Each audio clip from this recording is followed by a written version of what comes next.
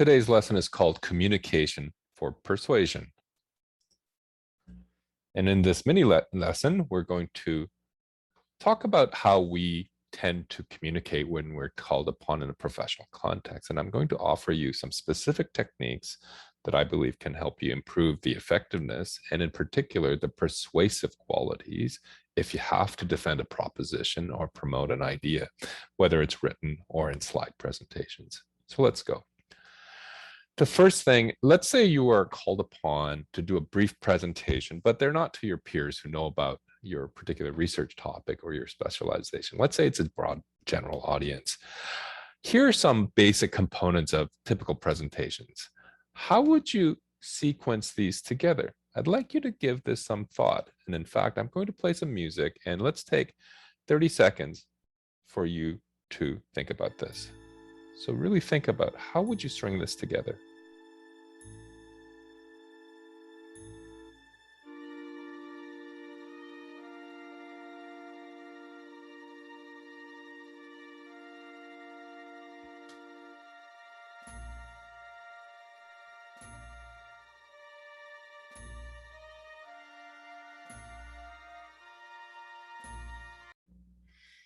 Great. So I hope you had a little bit of time to sort through this. Now, let me give you a sense of how I would do it.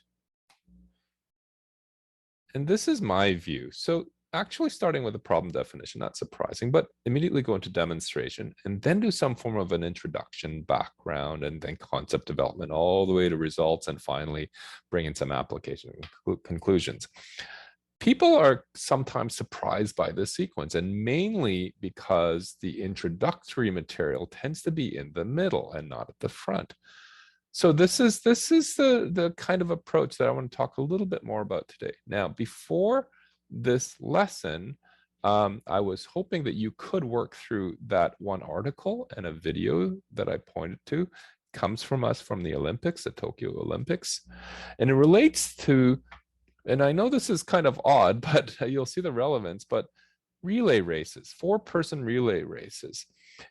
What is the typical sequencing? So if you were a coach, how would you put your runners, 4 being the fastest and 1 being the slowest and 2 and 3 in the middle?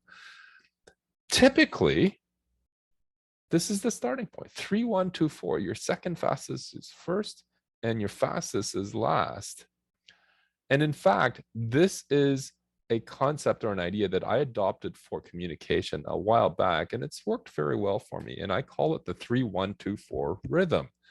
Start strong, then get through the core and finish with style.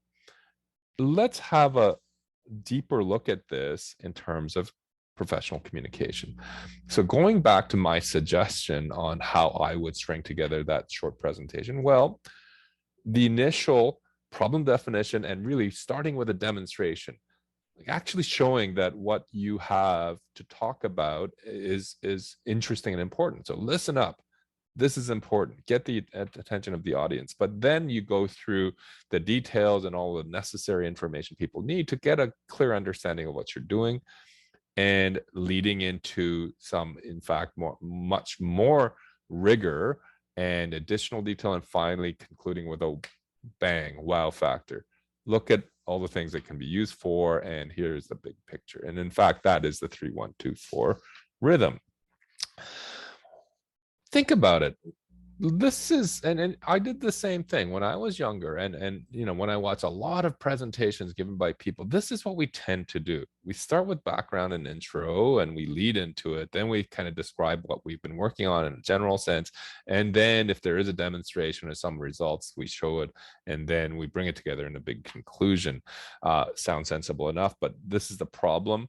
Depending on the topic or your audience, you tend to lose them early on, and this is why I started thinking more about the relay race and the 3, 1, 2, 4 rhythm. So if you take the same ideas and rearrange it in 3, 1, 2, 4, you kind of get something like this. Proof of concept at the beginning, really get people's attention. This is important. Then you bring in the introduction and the details and then pull it together with the big picture. The way I describe it is a sequencing: motivation, details, synthesis. Really the big difference between what we normally do And what this is suggesting is you pull in interesting stuff right to the very beginning. Now, this actually isn't just for presentations. I actually learned about this a long time ago in the context of education. In fact, the things we're learning in this workshop kind of stresses this point. This is Alfred North Whitehead, and he was one who wrote a small essay in the early 1900s.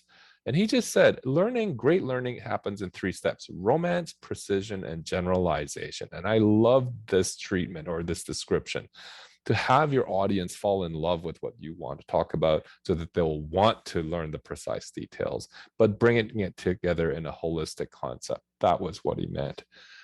When you read through the article on the running, I'm hoping one of the things you kind of could notice was the entertaining nature of the way they developed the story. And in fact, I would encourage you to go back, because I think you will find that it too shares a 3-1-2-4 format. In fact, this is very typical among people who communicate professionally for living. So let's try to pull all of this together at this point. And here are my tongue-in-cheek axioms of professional communication. So believe it or not, whenever I have to do a presentation or write a document that has a persuasive component to it, I make these 3 assumptions. 1, the purpose of every professional communication is persuasion and not just information. So don't overload with facts and figures and just information and assume people will be able to put it together. 2nd, assume your audience has a 1-minute attention span and 1 minute only. You have to get them. That first impression is critical, and they have to want to listen to the rest of it or read the rest of it. And 3rd, jokingly, everything they taught me in high school is high school English was wrong. Writing an essay style, double spacing, big paragraphs, long drawn out developments of ideas. In fact, I tend to try to come up with a much more modern, compact, and motivation upfront style. And I hope in this mini lecture, you had a sense to get a hint of that. So we're going to end off with another exercise. So this is a mythical company. We've developed these running shoes shaped like human feet. These are actual shoes and by a company called Vibram, and they were inspired by natural biomechanics of human running. Your task, you are a technical professional. You are employed by this company, the toe shoe company, and they've asked you to present your the product to an audience. And they gave you 4 slides. And in fact, these 4 slides are available to you. Take a bit of time right now and see how you can arrange these slides in a 3-1-2-4 rhythm. So there's a story about Abebe Bikila, who actually was a real runner who ran bare feet and won the Rome Olympic Marathon in 1960. There's a couple of fictional case studies and some technical details in the development of the shoe, and finally, the toe shoe enterprise story itself. So let's put the music back on. Go to the PowerPoint file and do some rearranging.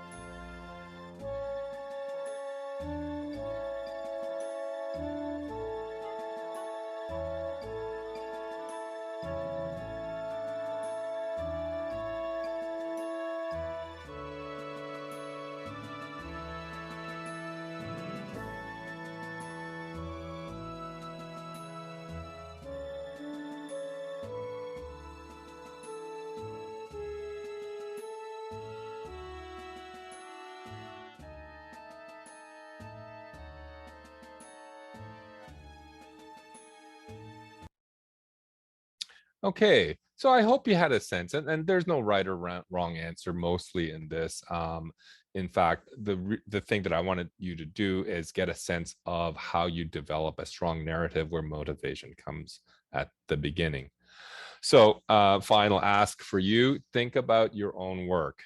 Okay, so let's go back to that original little exercise. You've actually been asked to do a 15-minute presentation on some of your most significant research contribution to the regional leadership. McMaster wants you to promote your work to people like the press, local politicians, government officials, that sort of thing. How would you present your work in a compelling way? And I want you to think about that for the next time. With that, my 10 minutes is up. Thank you so much for your attention. Bye.